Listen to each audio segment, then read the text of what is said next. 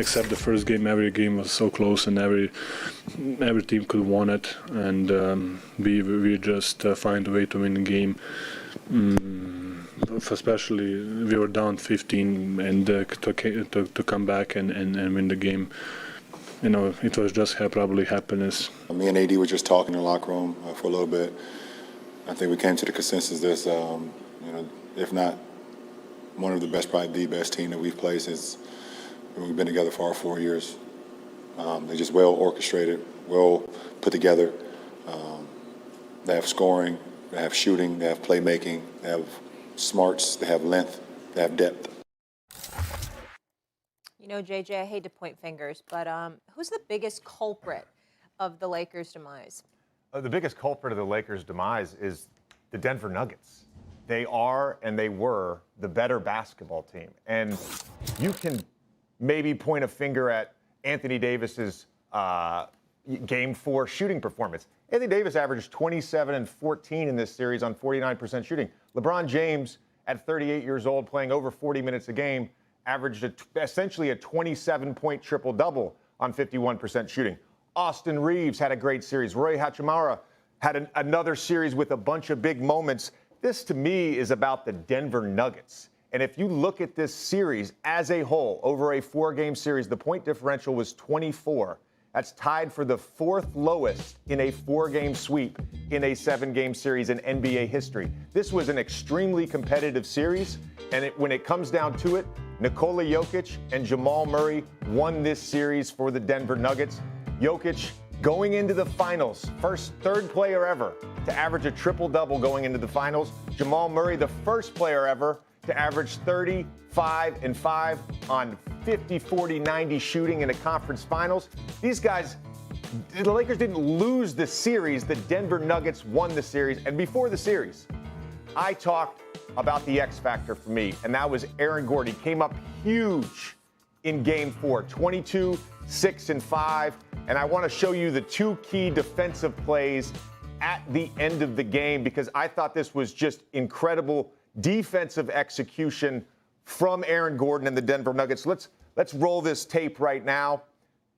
So if you look at LeBron James right here, I want you to look at Austin Reeves too. They're going to screen down for LeBron.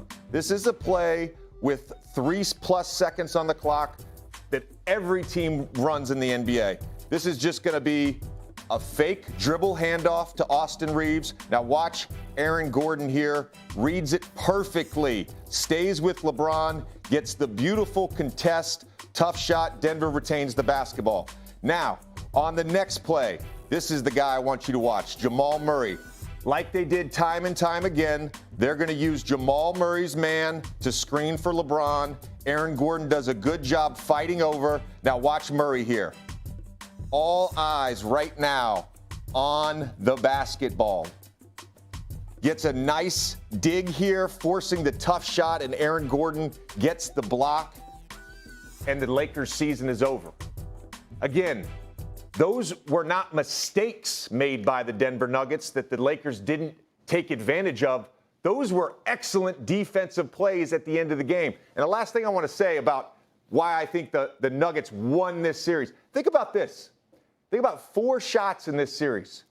3 one-legged somber shuffles at the end of quarters or shot clocks from Nikola Jokic, and another one from Jamal Murray. 4 shots from Game 1, Game 4. This could easily have been a 2-2 series, and we're going into Game 5 in Denver. That's how close and how good this series was. Stephen A. First of all, JJ, the question was the biggest culprit for the Lakers' demise. Nobody's trying to take anything away from the Denver Nuggets. They were the better team. They've got a superstar in Jokic, who, by the way, even though he's a reigning two-time, not reigning, but the 2-time league MVP, the fact is that he had center stage and he took absolute advantage of it. He was absolutely exceptional, averaging the triple-double. Jamal Murray reminded everybody of not that he likes Bubble Murray, because we know he does not, but nevertheless, the last time they were in a conference finals was when Jamal Murray was healthy, a few years ago. We understand what this man brings to the table, and it was good to see him. Contavious Caldwell-Pope got off a little bit. Aaron Gordon had a good game. We get all of that. But still, the operative word is culprit. when we're talking about the Lakers. And when you're talking about elite competition, which you know all about, JJ, there are winners and losers. And even though you are accurate in pointing out what you pointed out, and there's nothing to dispute there in terms of what you broke down, ultimately the bottom line is you got to get the job done. And if you don't get the job done, you end up being at home, which is exactly what the Lakers are this morning. So let us dissect. While you're talking about the greatness of Denver Nuggets squad, are we just going to ignore the fact that Anthony Davis had 4 points in the first half? Now, I know he was elite defensively. I know that he was big-time defensively throughout the series and throughout these playoffs. And certainly the overall 26 or 27 and 14 that he averaged with 49% shooting is nothing to sneeze at. But in the same breath, when LeBron James literally tells the team, I'm going to put it on my shoulders, follow my lead, and he goes out there and he gives you what he gives you, there's something to be said for him being able at age 38, approaching 39 years of age, in his 20th season in the NBA, that you know what, maybe I'm going to get a little bit tired. Maybe I'm not going to have but so much to give in that second half. Maybe at that particular moment in time, I'm going to need you to step up and say, I got it from here, big bro. I appreciate what you did. It's my turn now because I know that you're really spent. We would have liked to have seen more of that. I don't think we saw that.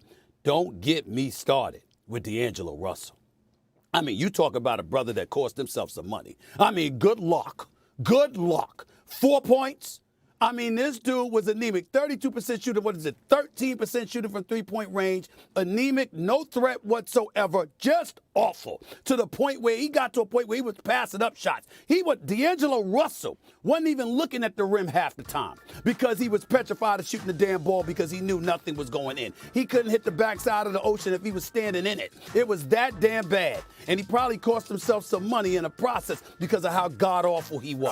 For a long time. It's not official. I'm not saying that. I'm saying I looked at him. I'm not saying they called him that. Coming into this series, I was looking at D'Angelo Russell based on how he had looked previously. I was looking at him as a third offensive option. I'm not saying that was so. I'm saying that's how I was looking at him. But I certainly didn't expect him to look this awful. And so I look at that, and I say if those things were better, guess what? Austin Reeves might have got off even more if he hadn't had to do so much because D'Angelo Russell wasn't doing anything. And certainly I'm not questioning anything defensively about Anthony Davis because he was as good as you could expect him to be, and he was very formidable. But offensively, even though the numbers are there are times that you looked for him to step up and be a bit more aggressive and productive, and he was not. And those are the kind of things I think the Lakers are going to be thinking about and have to embrace this offseason.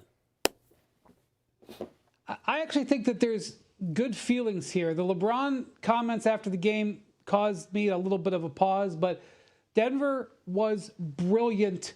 Nikola Jokic is surpassing Wilt Chamberlain. When you surpass Wilt Chamberlain in something, it is a moment to take a pause. He has already passed him in triple-doubles in one postseason. He's got another series to go. The shot that he hit that basically was the crux point of this game, moving to his left, doing a half Larry Bird, half Dirk Nowitzki play under incredible pressure. That's an iconic moment. And Jamal Murray had 3 quarters in this series where he scored 53 points. That will stick with him for the rest of his life that he was able to do that. And on the other end, the Lakers, yes, I'm sure the Lakers fans are very disappointed today. LeBron was obviously very disappointed last night. But they are in a very good position considering where they were a few months ago. They have LeBron James and Anthony Davis, and they're potentially going to have $30 million in salary cap room this summer, plus their first-round draft pick in this draft, plus a future first-round draft pick. They can use that space to sign a player. They can use that space to acquire a player. They can look for trades. They can look for free agents. They've got to make sure LeBron is still in the fold, and that is definitely a wrinkle that we're going to take a look at here. But I actually think, all things considered, the Lakers can go up holding their head high. Yeah, they didn't win. Well, you don't win every year. It's hard. It's really hard. And if you're going to lose to a team that's brilliant. Don't go out like some of the other teams we've seen in this postseason who got out because they stumbled all over themselves. The Lakers absolutely were terrific in going down in this series. I'm not sure I've seen a more impressive performance in a sweep ever. And I know that there's no room for nuance, that it's all, oh my God, you got swept, so you know, who's the culprit. I don't think there's any bad guys here. The one thing I would say about the Lakers is when it mattered at the very, very end in the elimination game, the guys that they brought in the trades, only one of them was even involved at all, and that was Rui Hachimura, promoted to the starting lineup, 42 minutes. As you mentioned, Stephen A., Russell was a no-show. Jared Vanderbilt did not get off the bench. Malik Beasley hasn't played in weeks. Tristan Thompson, who was sitting next to me on the NBA Today set like 6 weeks ago, ended up getting 10 minutes in this game as opposed to those guys who got traded. And so one of the things that the Lakers can look for going forward here is maybe don't run it back. Don't maybe just rest on your laurels. Try to improve this roster, and they have the mechanisms to do it. Well, thank you, dear Abby, a.k.a. Brian Windhorst. I deeply appreciate your soliloquy right there. Clearly the influence of J.J. Redick and yourself has touched you in profound ways. Y'all kill me with this stuff. Y'all absolutely kill me. No one is saying, for the record, because I know, J.J., because you talk a lot, J.J., because you're the media star now, okay? Both of you, actually. I talk a lot. That's right. I mean, I'm relatively quiet. But the point that I'm trying to make to you is this. Yeah, the point that I'm trying to make the point that I'm trying to make to y'all is this. Look, no one is saying the Lakers season was a failure. It was not. They went to the Western Conference Finals, and to be hovering around the 13th seed for most of the season, to get to the point where they finished the way that they finished, and they went to the conference finals, we know that the season was not a failure. Props to Jeannie Buss. Rob Pelinka, to me, is the MVP of the team because of the moves that he made to help get them to this point because of the acquisitions. We understand that. But the game was last night. The series is over. We're dissecting what happened. There was a winner and there was a loser.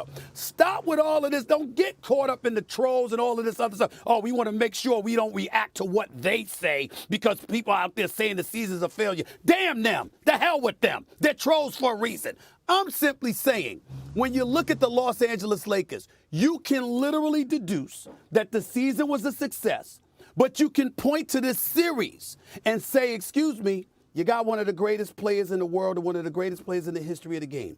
You got a guy in Anthony Davis as a supplementary part, a sidekick per se, who when healthy and playing at his level is a top 10 player in the game of basketball. If you're going to legitimately compete for a championship, you have to dissect what you have and you don't have. There's nothing wrong with that. That's not a crime. Let's not treat it that way. There's so much to unpack. I'm so glad. Okay. I'm so Would glad you like the to show move is on? 2 hours. No, we can move on, but I'm Okay. so glad the show is 2 Unbelievable. hours. You really are, JJ. You're unbelievable. You are man. unbelievable. You're unbelievable. Go ahead, man. Go ahead. Say what you got to say, man. No. I'm gonna go ahead. No, because I'm here for it. I want to save it. I want to save it for another question that we have later in the show. Because you're just being ridiculous Guess right now, what? Stephen A. That's the truth. You're Guess being what? ridiculous. You got an hour. You didn't listen to anything I 45. said. You didn't listen to anything I said. You didn't listen to anything Wendy said. All you want to do is talk about the Lakers, and that's fine. And we'll get to this later in the show. Believe me, I didn't and it's mention gonna be anything fun. about Denver. It's going to be So fun. I mentioned nothing about Denver. I said It's gonna be nothing about fun. Jokic and Stephen Murray A. and Gordon and Kentavious Caldwell. I said nothing about them. That's it. You're not listening to me, JJ. Okay, no Shame one's on listening to me. Shame on Nobody's listening to me as the host of the show. I'm sitting right next to you. That's actually happening. And you've made JJ upset. By the way, We're that only is a 15 minutes in. lovely sport coat that you have on. Oh, thanks. Yeah. I appreciate It's a it. good It's Are you really trying to be nice. I to wish me I could after say you the ignored same me? about your shirt. Was there a cleaners problem again, or is your collar just hanging for no Oh reason? my gosh. JJ, is there a cleaners issue again with the dry cleaners? Is there an No, it's issue? because I'm not wearing a tie, Stephen A. And I'm not gonna do the no tie look. But if you want Start- for the rest of the start your show, shirt. if that makes Start you feel your better, shirt. I will wear Start it like your shirt. this. The That's collar totally can fine. stand up without the shirt. Thanks for watching ESPN on YouTube. For live streaming sports and premium content, subscribe to ESPN Plus.